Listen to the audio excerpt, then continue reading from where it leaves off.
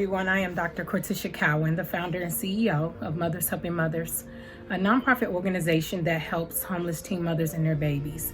Our organization started back in Columbus, Ohio in 2006. We were incorporated as a 501c3 in 2009, 28 of 2009. And so this year marks our 15-year anniversary working in the communities. We are now headquartered in Madonna, Georgia, where we have a community center. We service teenage moms and young mothers there. We have a food pantry, a diaper bank, a baby bank where we give items that mothers are in need of. We are launching this January of 2022 our HELD program, which is our home visiting program where we go into the girls' homes and we help them set up and prepare for the expecting delivery of their baby. We are also helping them stay on track by giving them opportunities to go back to school or to become entrepreneurs. We tailor our program with each individual in mind. So each girl that comes into our program, we have a case manager who works with them individually to help them tailor the program directly to them. Every girl is different. Every girl comes with a different trauma. Every girl comes with a different story. And so we want to make sure that we are doing things a little different. I was also a teenage mother, so I understand what it's like to just try to have a support system. I had my first son at 16 years old. And so another reason why this program exists and I love it so dearly is that it's showing a girl that even though you've taken this road and become a teenage mom or a young mother early, that it still doesn't mean that your road is over. You still can do what it is that God has called you to do, and that's why our organization exists. I thank you guys so much for the opportunity to be able to shed and spread just a little bit more of what our nonprofit does. Again, we help girls that are 12 to 25 years old get back on track and stay on track and understand that their role is just a little bit harder, but with the help of Mothers Helping Mothers, the staff, and our organization, we will make sure that we do everything possible to keep you back on track. Thank you again. I'm Dr. Cortesha Cohen. And if you would like to find us, you can go to Mothers Helping Mothers on any platform or also visit us at www.mhmteam.org. Hi, Dr. Cohen. Hello. How are you?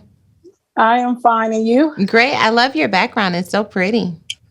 Thank you. I'm in my home office, home resting, recuperating from surgery. Oh, goodness. Well, do you mind me asking what kind of surgery you had?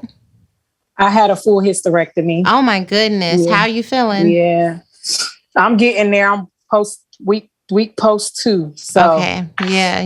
This is the only thing I'm doing this month. Yeah. Oh, man. The only thing I'm doing this month. Thank you so much for taking the time to do it. Absolutely. Absolutely. Anything for Miss Sarah. Well, we're going to make this fast so we can get you back into bed. Okay. Okay. How are you? How is Mothers Helping Mothers? Mothers Helping Mothers is actually in great transition. We just relocated from Ohio to Georgia. So I'm now in Atlanta, Georgia. We just opened our home office in July. And so we are so excited about the things that are happening for us in 2022. We're just so excited. We still do everything in Ohio. We just don't have the housing component anymore or the actual office due to COVID. I had to close my daycare, which took care of my nonprofit. So we still just do like the diaper banks and we do the food giveaways every single month. But everything is now transitioned into Georgia where our headquarters is. So we're excited about that. Yeah, that's incredible. I can imagine that Atlanta offers so many opportunities for you to continue to serve, obviously, but to also connect with other people who want to continue to make sure that this type of work continues to reach the people who need it the most. Yes, and that's why I moved to Georgia with the organization because a few years ago, I found out through research that 62 teen mothers become basically teen mothers a day in the state of Georgia. So every single day, 62 girls become a teen mom. And so because I was a teenage mother, searching over and over for resources throughout the United States, it is very, very, very limited. Like it's probably maybe a handful of us that I have found that actually work with teenage moms. Wow. And so to be a teenage mother myself, it's just a privilege that, God entrusted me to do something so big. And we're now 16 years strong. As of October the 28th, we had our 16-year anniversary. So we're going to continue to do the work because it's necessary. Dr. Cohen, I love that you moved in order to be in the place where the need was most prevalent. Someone was asking me earlier, how do you get people to get your work and to be served by the work you're doing? And I'm like, you go to where the people are, and you are just a living testimony to what happens when you go to where the people are. I was interested in understanding, how did the pandemic affect the work that you were able to do? Did you see a greater need during the pandemic, or how was that when you're trying to navigate serving in that environment? So usually we call them our couch surf girls, the ones that are just from like house to house, and then someone tells us about them. But during the pandemic, I think it made it very calm for them to actually ask for help, because everyone was asking for help. So our numbers actually increased because there was no stick on them or no stink that said, oh my God, I'm pregnant with a baby and I can't get the help, because all of us was asking for help some type of way, small business, whatever it was. It seemed like it brought them from out of everywhere. I mean, girls was calling in from Vegas. We had calls from Texas. And of course, we serve in South Africa. So our numbers grew there as well. Wow. In Cape Town. And so it seemed like the pandemic actually increased it. We just didn't have the capacity to hold the people that were calling or coming to us because of the shift that Mothers Help Mothers was in at the time. We moved to Georgia in August of 2020, and then we opened July of 2021. Because of everything that was going on during COVID, it was still hard to move around. So we did a lot of home visiting as much as we could. And we basically just did what we could, but the numbers definitely grew because it was almost like, wow, I can ask for help now without feeling some type of way, because everybody is asking for help. And that was the sad part, but it was also an amazing part. One thing I knew for sure when we were in the pandemic is that everyone's vulnerability was just on display, because we were all just one exposure away from being in a potentially life-threatening circumstance. But I do think that that level of vulnerability allowed us to really see people through the lens of more compassion. So it's really encouraging to hear that when people feel like everyone's vulnerable, then they're safe enough to then vocalize what they need from that space of vulnerability. That's amazing. Absolutely. It was definitely amazing. What are some of your greatest needs right now with Mothers Helping Mothers? Right now, our biggest need is we're campaigning to try to reopen a shelter home here in Georgia. I have a couple contacts that I'm talking to, but if we don't reopen the shelter house, that has been the biggest need. Like our 1-800 number is like off the hook right now with girls from all over. And we don't just take girls from Georgia. If they call us and they're in Texas and there's no other resources there and I can't find any other resources, we will actually help send them here.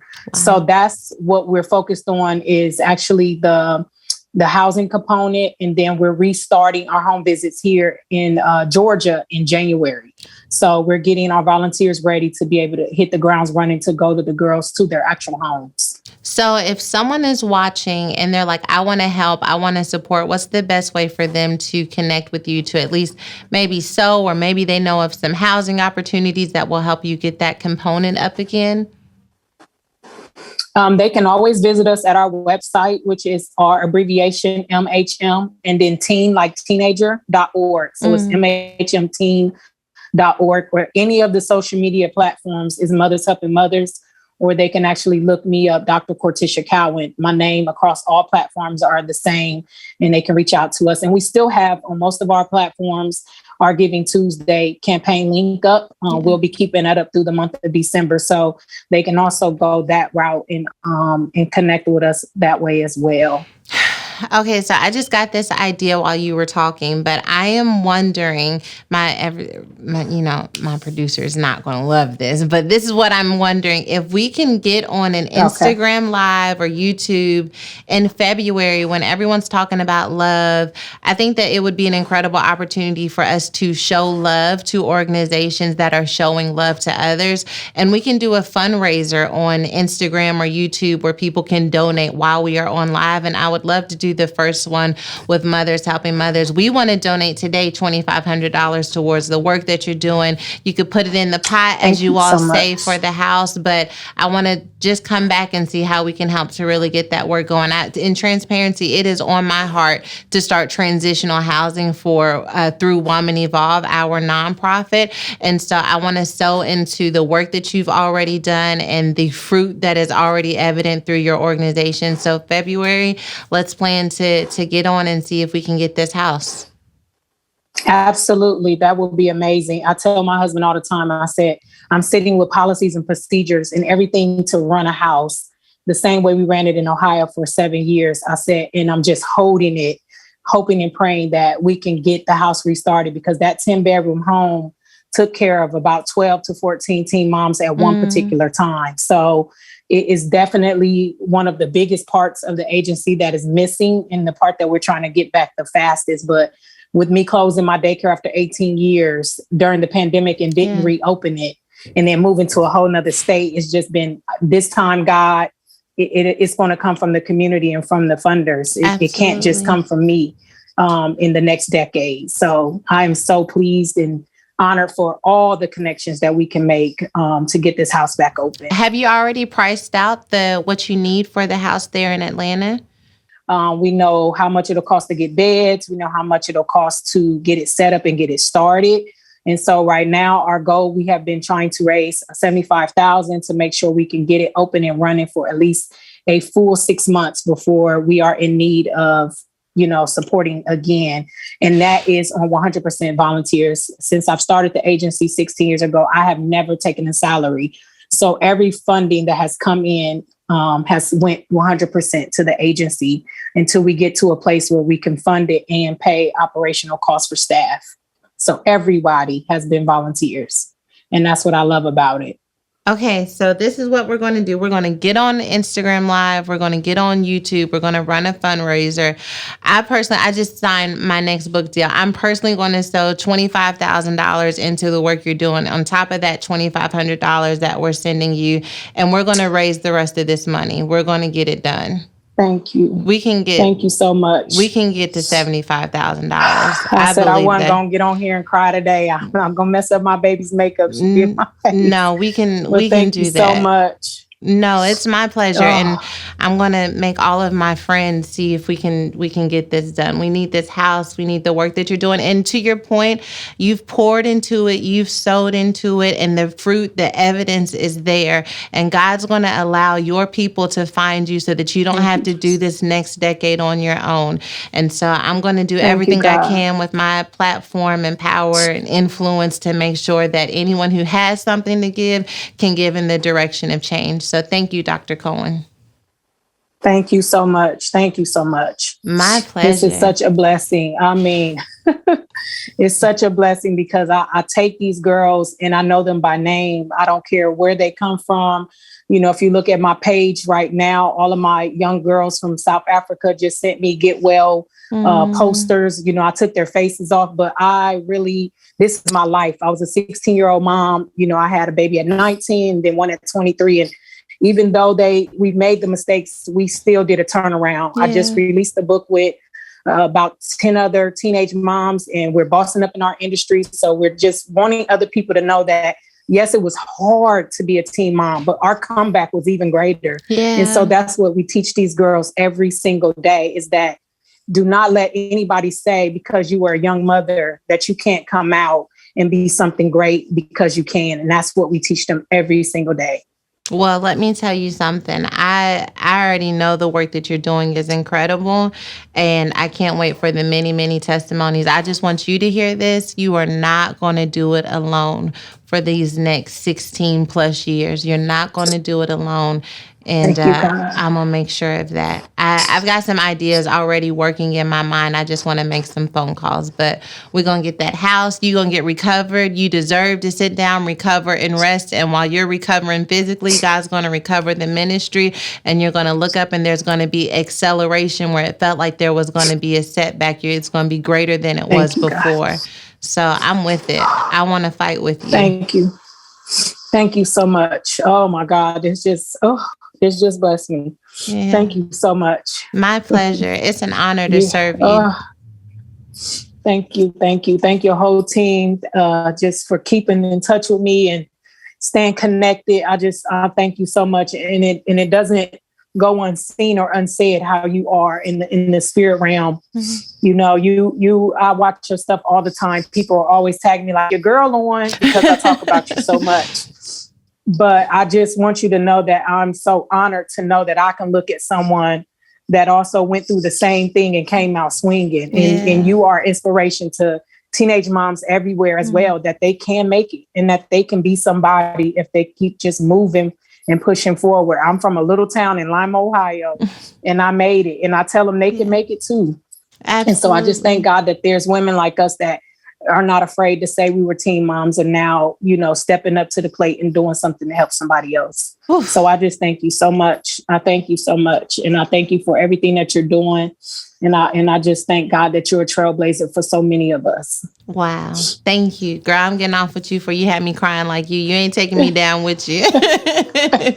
Thank you. Thank you. This one. Yeah. Thank you for everything, for this entire moment. Now, I wish you a speedy recovery. Please go take care of yourself. Much. And we're going to be in touch. All right. Thank you. Love you guys. Thank you so much. Bye.